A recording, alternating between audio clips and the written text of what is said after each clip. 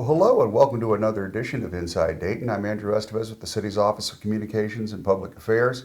Today I'm with Danielle Simpson. She is the Conservation Supervisor for the City of Dayton, and she oversees all of zoning, the inspectors and all that, Inspectors, housing, and zoning conditions. Okay. What we're going to talk about today is the recent switch the city made from criminal code enforcement to civil code enforcement, which is a big change in the way that the cases are handled in court when people are non-compliant with the zoning code. So why don't you tell me about what is the difference between civil and criminal enforcement?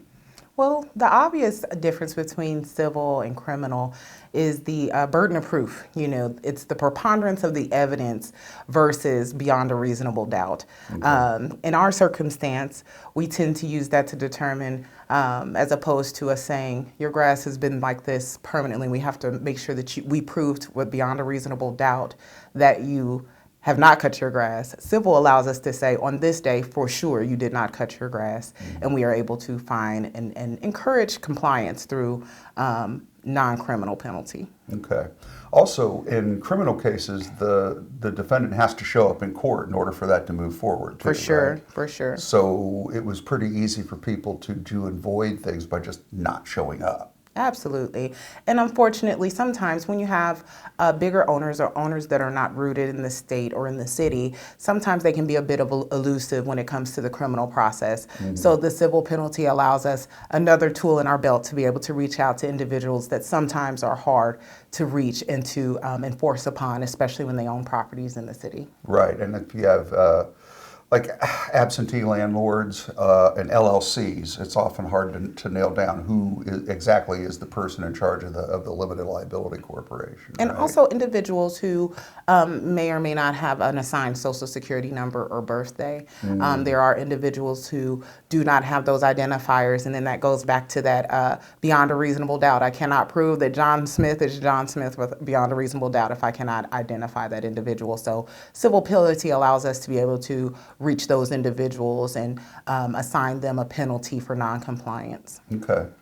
Also, with criminal, the penalties are loss of your driver's license if you're an Ohio resident. If you fail to appear, criminal charges also can escalate to fourth-degree misdemeanors, which could include jail time. Mm-hmm. And so though we're going to try to reserve those criminal penalties for our most serious repeat and most nuisance citizens so that we can try to ease the regular everyday violations of our regular citizens to understand that there will just be a penalty or fine to encourage you to continue to be compliant. Okay, so we still have criminal penalties for the frequent flyers. Yes. But as far as the civil penalties go, those fines accrue for each day that they're not compliant. Right. Unpaid fines are compounded at least every 90 days, and you can be fined in addition to an escalating penalty every day you are out of compliance. Right now, we are essentially doing a soft launch as far as fees and penalties. We start at the lower end and continue to escalate.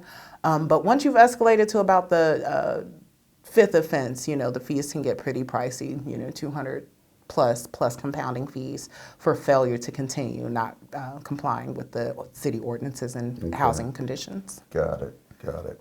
So I know this is relatively new. We just switched over to civil enforcement in June. Yeah, right? It was definitely June. And how's it going? Well, we first issued our first citations in July of this year.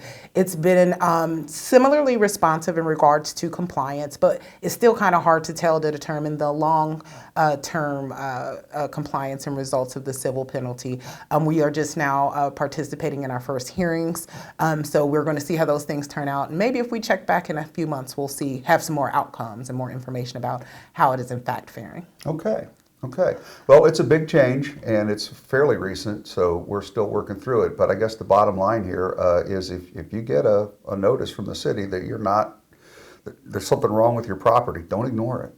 Don't ignore it. Don't ignore it. That's It'll the worst cost thing you in the can do. end. Yeah, Yeah. absolutely. All right. Well, thanks for being on the show, Danielle. Thank you so much, Andrew. You're welcome. And thanks for watching, folks. I'll be back soon with another episode. Bye.